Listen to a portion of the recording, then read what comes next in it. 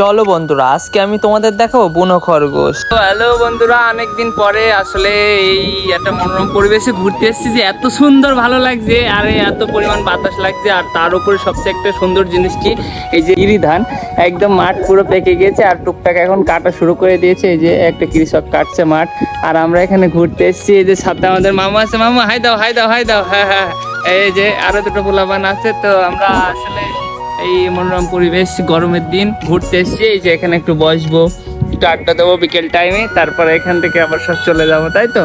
আছে ঘুরতে এসেছিলাম এই রাস্তায় হাঁটতে হাঁটতে একটা জিনিস দেখলাম, চলো সেটা তোমাদের একটু দেখাই। আসলে এগুলো কোনো বুনো খরগোশই না, আমি এমনি মজা করে তোমাদের বলেছিলাম। এই খরগোশগুলো এখানে একটা চাচা পোষে, তাই এদের বিকেল টাইমে ঘাস খাওয়ানোর জন্য বাইরে বার করেছিল।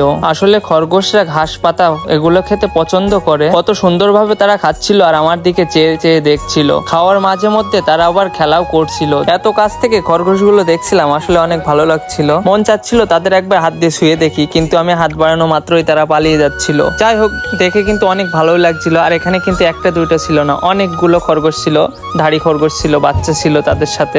চায় করে খাচ্ছিল আর মাঝে মধ্যে খেলাও করছিল। বিষয়টা দেখে অনেক ভালো লাগছিল। খরগোশ দেখছিলাম, খরগোশ পুরো একদম ন্যাচারাল পরিবেশে পুষছে, মনে হচ্ছে মানে ছাড়া প্রাণী এরকম একটা ভাব, কিন্তু না, ওগুলো আসলে পোষা প্রাণী।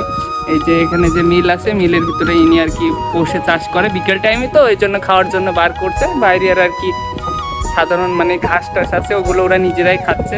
এতে স্বল্প খরচ হচ্ছে, খাবারও কিনা লাগছে না, ভালো বিষয়টা।